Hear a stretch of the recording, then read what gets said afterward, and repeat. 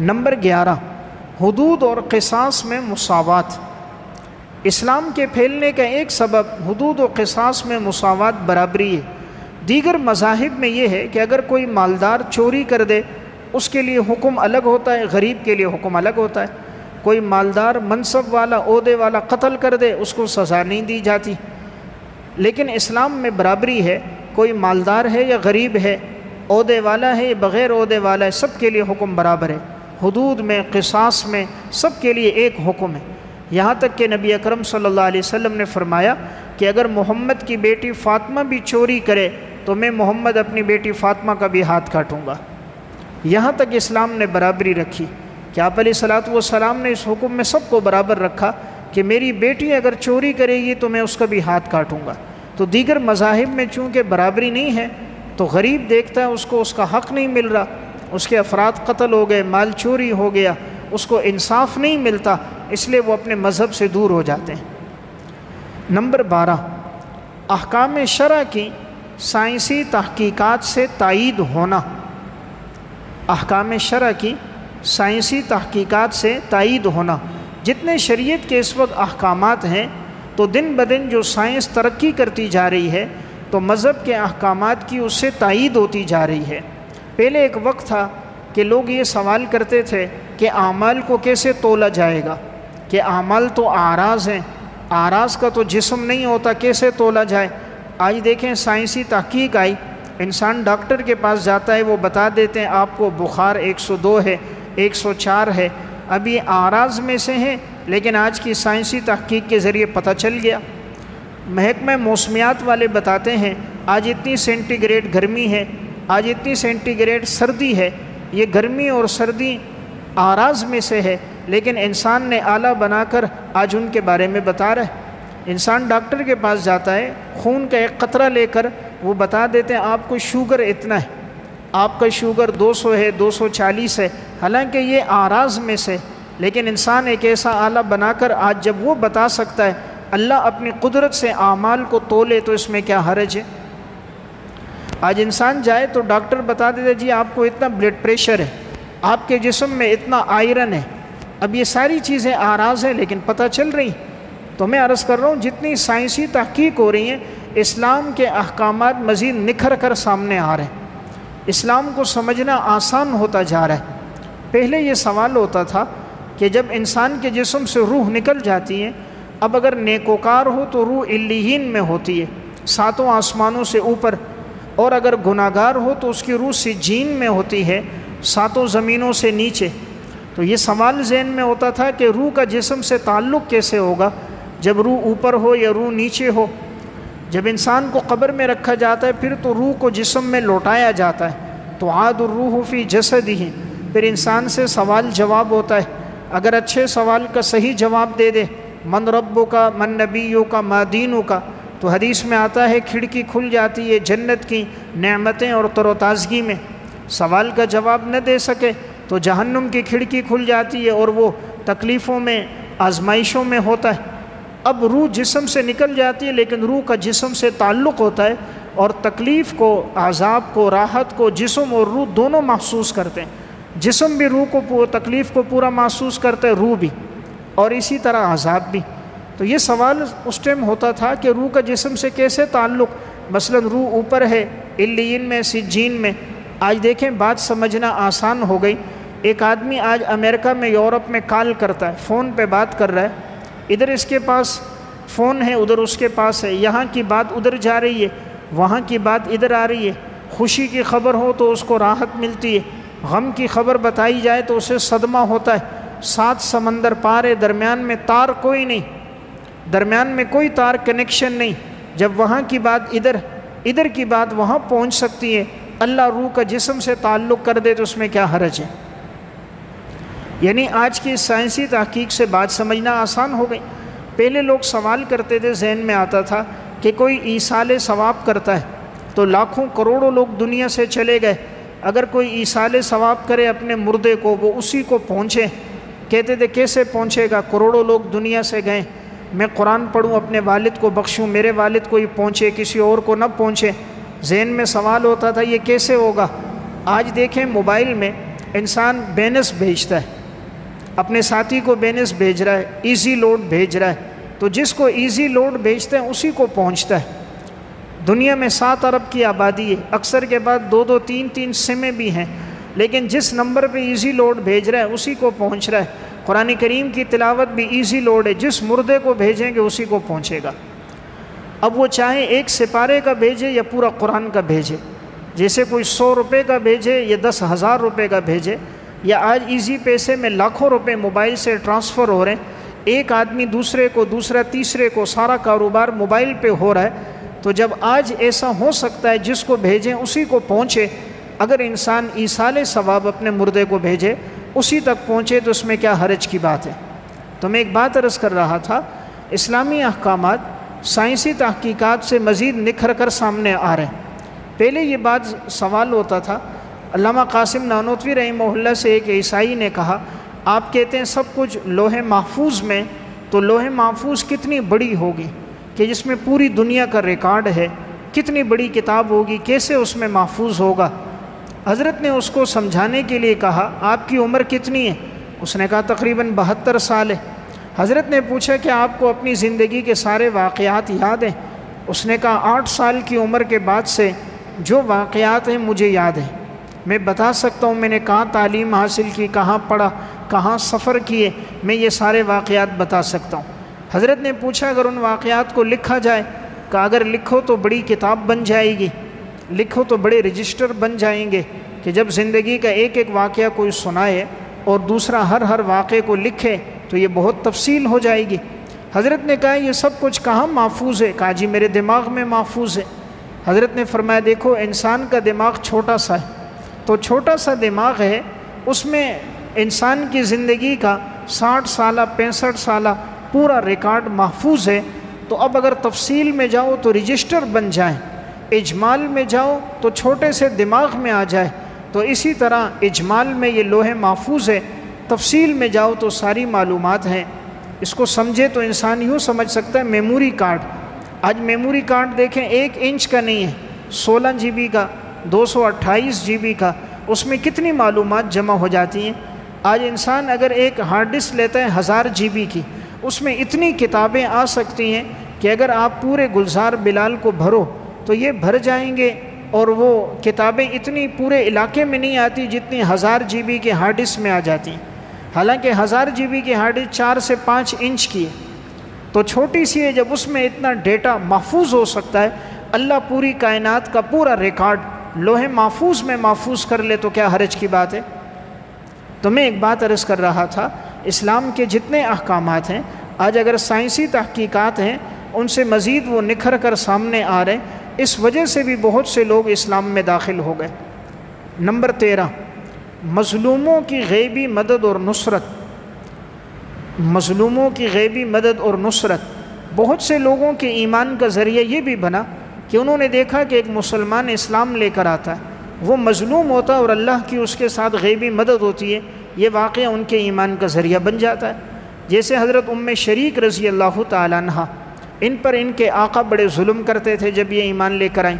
یہ صحابیاں ہیں، وہ ان کو باندھ دیتے، اونٹنی پہ باندھ کے رکھتے، ہاتھ پاؤں نہیں کھولتے تھے، ان کے بھوک اور پیاس کی حالت میں رکھتے، اور جب کہیں اترتے تو ان کو گرمی میں ڈال دیتے۔ ایک دفعہ حضرت شریک رضی اللہ تعالیٰ عنہ کہتی ہیں سخت گرمی کے ایام تھے، ہاتھ پاؤں باندھے انہوں نے مجھے زمین پہ ڈالا ہوا تھا، مجھے بڑی پیاس لگی ہوئی، میں نے اللہ سے دعا کی کہ یا اللہ تو میرے لیے غیبی پانی کا انتظام کر دے۔ کہتی ہیں اچانک میں نے دیکھا کوئی میرے سر کے نیچے کسی نے ہاتھ رکھا، مجھے بٹھایا، اور پانی کا ایک ڈھول تھا، نہایت ٹھنڈا پانی تھا، مجھے پلایا، میں نے پانی پیا، کچھ میرے کپڑوں پہ بھی گر گیا، پھر مجھے نیچے لٹا دیا۔ جب ان کے آقا آئے، آ کر دیکھا کہ ان کے جسم پہ پانی ہے، کپڑوں پہ پانی گرا ہوا ہے، تو وہ کہنے لگے لگتا ہے تجھے کسی نے کھولا تھا، یا تو نے خود اپنے ہاتھ پاؤں کس طرح کھولے کہ تو نے ہمارا پانی پیا؟ شریک رضی اللہ تعالیٰ عنہ نے کہا مجھے تو کسی نے نہیں کھولا، تم نے میرے ہاتھ پاؤں بندھے ہیں وہ اسی طرح باندھے ہوئے۔ تو کہا تجھے پانی کس نے پلایا؟ کہا میرے اللہ نے مجھے پانی پلایا۔ اس نے کہا ایسا نہیں ہو سکتا، غیر مسلم تو اسباب کو دیکھتا ہے، مسلمان کی نظر مسبب الاسباب اللہ پہ ہوتی ہے۔ انہوں نے کہا ہم اپنے مشکیزوں کو دیکھیں گے، سب گئے، مشکیزیں کھولے تو سب پانی سے بھرے ہوئے تھے۔ کسی میں پانی کم نہیں تھا، وہ سمجھ گئے ام شریک ٹھیک کہہ رہی ہیں، اللہ کی ان کے ساتھ مدد ہے۔ یہی واقعہ ان غیر مسلموں کے ایمان لانے کا ذریعہ بن گیا۔ تو دیکھیں یہ اللہ کی غیبی نصرت تھی جس کے ذریعے سے وہ لوگ ایمان لے کر آ گئے۔ تو آج بھی مظلوموں کے ساتھ اللہ کی مدد اور نصرت ہوتی ہے، اور یہ واقعات دوسروں کے لیے ہدایت کا، ایمان کا ذریعہ بن جاتے ہیں۔ نمبر 14، اسلام کا نظام اخلاق۔ دین پھیلنے کا ایک بڑا سبب اسلام کے عالی اخلاق ہیں۔ اسلام نے جو اخلاق کا درس دیا ہے، لوگ ان اخلاق کے درس کو، مسلمانوں کے حسن اخلاق کی تعلیمات کو دیکھ کر، سن کر، وقت گزار کر لوگ مسلمان ہو جاتے ہیں۔ امام ذہبی رحمہ اللہ نے الکبائر میں ایک واقعہ لکھا، حضرت سہل بن عبداللہ تستری رحمۃ اللہ علیہ، بڑے اللہ والے بزرگ گزرے، ان کے پڑوس میں ایک مجوسی غیر مسلم رہتا تھا۔ اب وہ رات کے وقت جب آدھی رات گزر جاتی، اٹھتا تو جتنا کچرا ہوتا وہ حضرت کے گھر کے صحن میں پھینک دیتا۔ حضرت جب تہجد کے لیے اٹھتے، خود ہی گھر کے صحن کی صفائی کرتے، کچرا باہر پھینک آتے، کسی کو بتاتے نہیں تھے۔ ان کے گھر سے جو گندگی آتی باہر پھینک دیتے، کسی کے سامنے کبھی نہیں کہا۔ ایک عرصہ گزر گیا، حضرت سہل بن عبداللہ تستری بیمار ہو گئے۔ بیمار ہوئے، لگتا تھا شاید کہیں اس بیماری میں انتقال نہ ہو جائے، تو انہوں نے اس اپنے مجوسی پڑوسی کو بلایا، تنہائی میں ان سے کہا، میری بیماری بڑھ رہی ہے، معلوم نہیں کہیں اس بیماری میں دنیا سے نہ چلا جاؤں۔ تم اس طرح کچرا پھینکتے تھے، گھر آتا تھا میں پھینک دیتا تھا، لیکن کبھی ایسا نہ ہو میرے جانے کے بعد تم کرو اور میرے گھر والے، میرے بچے تمہیں تکلیف دیں۔ تو اسلام میں پڑوسی کا بڑا مقام ہے، شریعت نے پڑوسی کے بڑے حقوق بیان کیے ہیں۔ تو میں چاہتا ہوں آئندہ ایسا آپ نہ کریں، تاکہ میرے گھر والوں کو تکلیف ہوگی تو کوئی جملہ کہیں گے تو آپ کو تکلیف ہوگی، اس لیے بہتر ہے آپ اس سے اجتناب کرو۔ تو جب حضرت نے یہ بات کی تو اس پر بڑا اثر ہوا کہ میں زندگی بھر ان کے گھر کچرا پھینکتا رہا، تکلیف دیتا رہا، لیکن آج انہوں نے اتنے حسن اخلاق سے مجھ سے بات کی، اور بجائے یہ کہ گلہ شکوہ کرتے، معذرت کا انداز تھا، یہی نظام اخلاق اس کے ایمان لانے کا سبب بن گیا کہ وہ مسلمان ہو گیا۔ حضرت امیر شریعت مولانا عطا اللہ شاہ بخاری رحمہ اللہ، ملتان میں جلسہ تھا، حضرت کھانا کھانے کے لیے بیٹھے تو جیسے ہی دسترخوان لگا، ایک جمعدار سامنے جھاڑو مار رہا تھا۔ حضرت نے کہا اسے بلاؤ، یہ بھی ہمارے ساتھ کھانا کھائے۔ جب اسے بلایا گیا تو وہ کترا رہا تھا، شرما رہا تھا کہ میں کیسے کھاؤں، میں تو غیر مسلم ہوں۔ فرمایا نہیں، آپ ہمارے ساتھ کھاؤ، بھوک تو آپ کو بھی لگتی ہے۔ حضرت نے اپنے ساتھ بٹھایا، ان کو کھانا کھلایا۔ اب اسے پانی کی حاجت تھی لیکن وہ شرما رہا تھا، گلاس میں پانی ڈال کے اس کو دیا، اس کا بچا ہوا پانی حضرت نے خود پیا۔ حضرت کے عالی اخلاق کا ایسا اثر ہوا کہ وہ گھر گیا، اپنی بیوی کو، بچوں کو، والدہ کو لے کر آیا، اور اسی موقع پہ حضرت سے کہا مجھے کلمہ پڑھائیے، سب مسلمان ہو گئے۔ تو یہ اسلام کا نظام اخلاق ہے کہ جو دوسروں کے لیے ایمان اور ہدایت کا ذریعہ بنتا ہے۔ نمبر 15، مسلمانوں کی بڑھتی ہوئی آبادی۔ اسلام جو بڑھتا جا رہا ہے اس کا ایک سبب مسلمانوں کی آبادی بھی دن بدن بڑھتی جا رہی ہے۔ شرح فیصد کے لحاظ سے مسلمانوں کی آبادی بنسبت دوسروں کے رفتہ رفتہ بڑی تیزی سے الحمدللہ بڑھ رہی ہے۔ تو چونکہ مسلمانوں کا اعتقاد ہے کہ رزق کی ذمہ داری اللہ نے لی ہے، اور قرآن کریم میں اللہ رب العزت نے فرما دیا لا تقتلوا اولادکم خشیۃ املاق، اپنی اولاد کو تم فاقے کے ڈر سے، تنگ دستی کے ڈر سے مت قتل کرو۔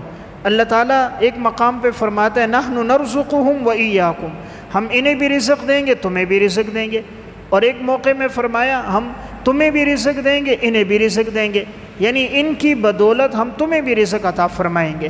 تو اس لیے مسلمان کا عقیدہ ہے کہ جو بھی بچہ آتا ہے وہ اپنا رزق اپنے ساتھ لے کر آتا ہے، تو اس کے آنے سے کوئی کمی نہیں ہوتی، رب العالمین نے اس کے لیے انتظام کیا ہوتا ہے۔ اس کی مثال یوں ہے، جب انسان کسی کی دعوت کرے، 6 آدمیوں کی دعوت کرے، کھانا 8 کا 10 کا بناتا ہے، کہیں کھانا کم نہ ہو جائے، اللہ دنیا میں انسانوں کو بھیجے اور اس کے لیے انتظام نہ کرے، یہ کیسے ہو سکتا ہے؟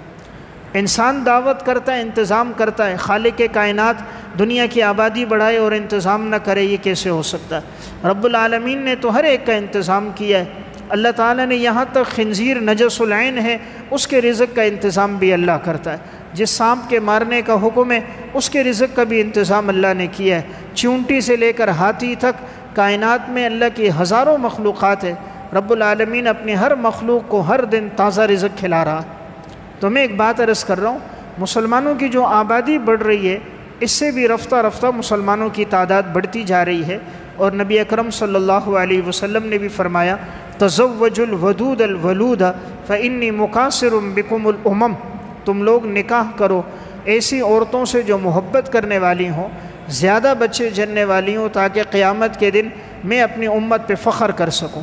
اس لیے حدیث میں آتا ہے قیامت کے دن امت محمدیہ کی جو تعداد ہوگی دوسروں کی بنسبت 2/3 ہوگی، یعنی 120 صفحے ہیں تو 80 صفحے امت محمدیہ کی ہوں گی.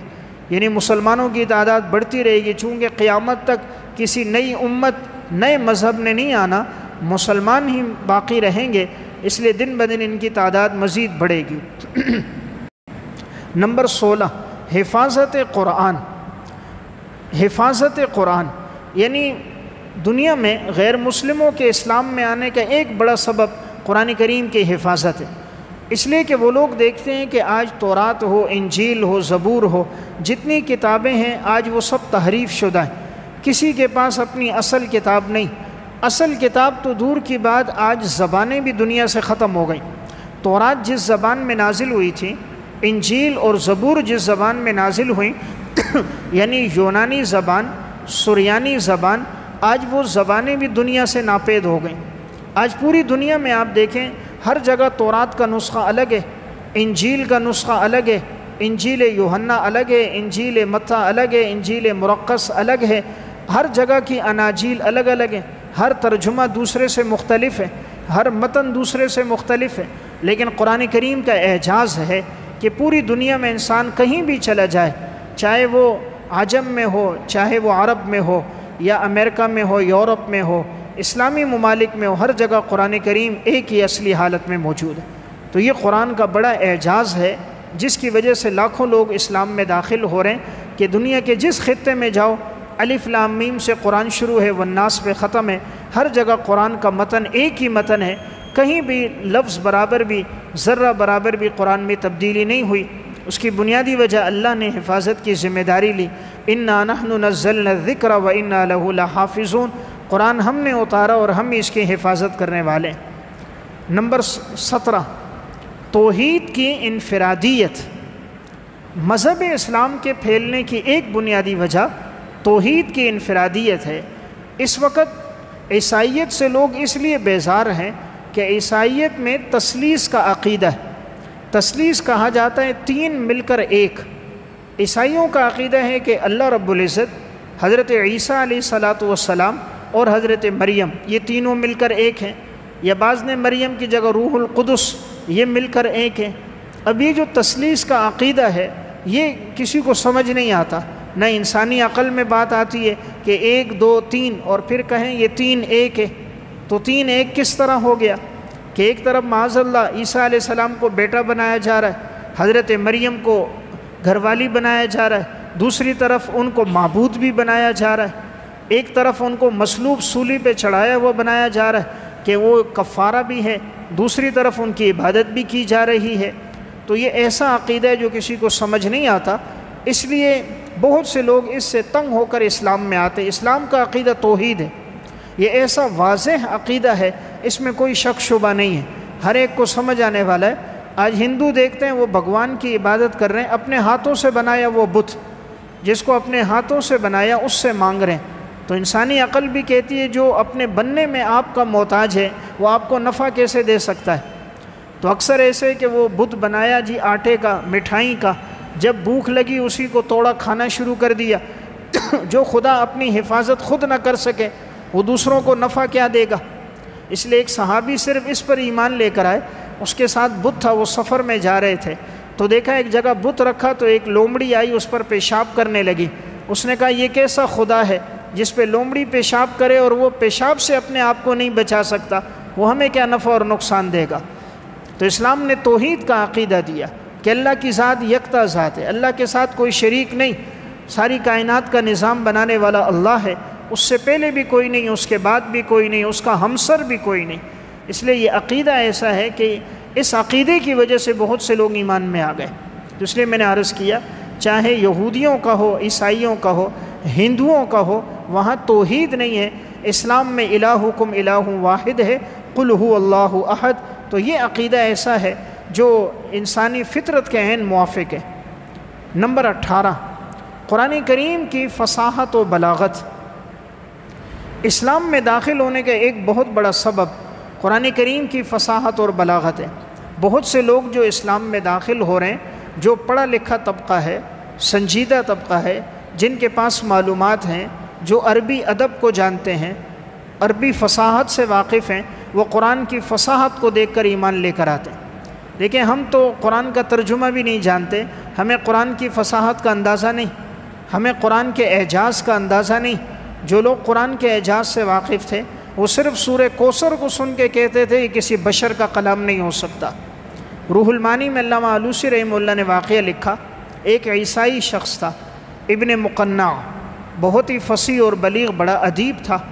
تو اس نے کہا میں قرآن کریم کا مثل لاؤں گا، تم ایسا کرو میرے کھانے پینے کا انتظام کرو، میرے لیے سہولیات کا انتظام کرو، مجھے ایک کمرے میں رکھو، میں قرآن کا مثل بناؤں گا۔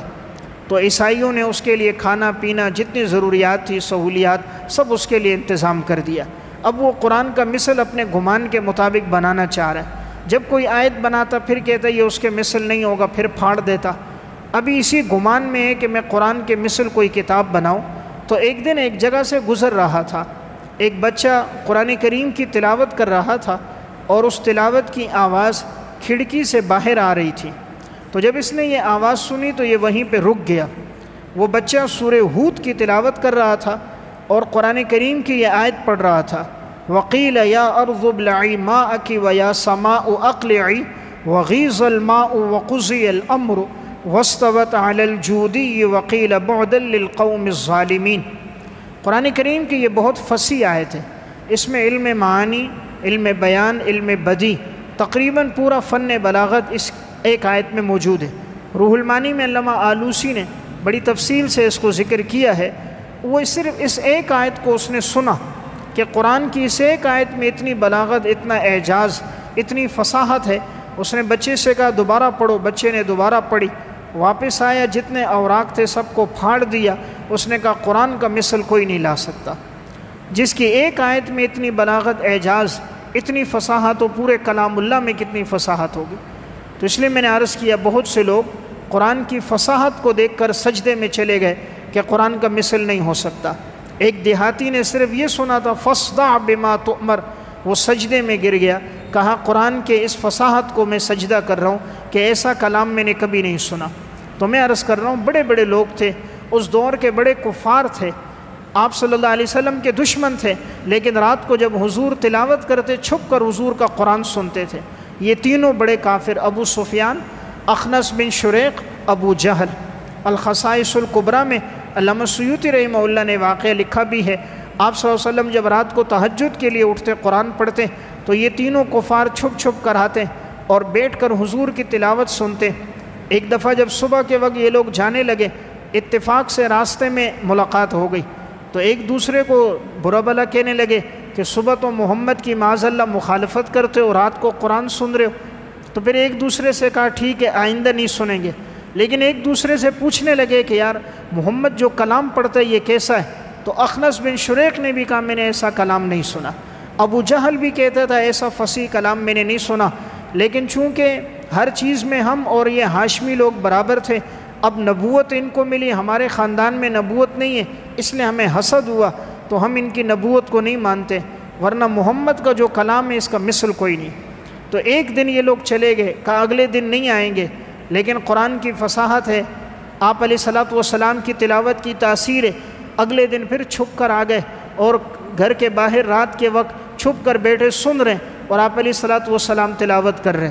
پھر جب جانے لگے راستے میں پھر ملاقات ہوئی، پھر کہا نہیں آئیں گے، تیسرے دن پھر مل گئے۔ یعنی قرآن کی فصاحت، تاثیر ایسی ہے کہ غیر مسلموں نے بھی اس کا اقرار کیا ہے کہ قرآن کے مثل کوئی کتاب نہیں ہے۔ عتبہ بن ولید جب حضور کے پاس آئے تھے، آپ علیہ الصلوۃ والسلام نے حامیم سجدے کی آیات تلاوت کی تھی، ان کا ایسا اس پر اثر ہوا تو اس نے اس وقت کہا تھا میں نے شاعروں کا کلام بھی سنا ہے اور میں نے فصیح و بلیغ لوگوں کا کلام بھی سنا، لیکن جو کلام محمد پیش کرتے میں نے ایسا کلام نہیں سنا۔ تو ایک وجہ میں عرض کر رہا ہوں، بہت سے لوگ جو اسلام میں داخل ہوئے وہ قرآن کریم کی فصاحت اور بلاغت ہے۔ نمبر 19، عدل و انصاف اور سچائی۔ عدل و انصاف اور سچائی لوگوں کے اسلام میں آنے کا ایک بڑا سبب اسلام کے اندر عدل اور انصاف ہے، اور اسلام کے اندر سچائی ہے کہ وہ دیکھتے ہیں اس مذہب کے اندر سچائی ہے، جھوٹ نہیں، کذب بیانی نہیں، اور جو لوگ اسلام پہ داخل ہو جاتے ہیں ان کی زندگی میں بھی سچائی ہوتی ہے، تو وہ ان کی سچائی سے متاثر ہو کر، انصاف سے متاثر ہو کر ایمان لے آتے ہیں۔ خود آپ صلی اللہ علیہ وسلم کا وصف صادق اور امین تھا، جو جان کے دشمن تھے وہ بھی کہتے تھے حضور سے سچا آدمی کوئی نہیں دیکھا، حضور سے زیادہ امانت دار کوئی نہیں دیکھا۔ تو اسلام کا یہ جو نظام عدل ہے کہ جس میں سب برابر ہیں، کہ حضور اپنے آپ کو خود پیش کر رہے ہیں کہ مجھ سے اگر کسی کو تکلیف پہنچی ہے وہ آ کر مجھ سے بدلہ لے لے۔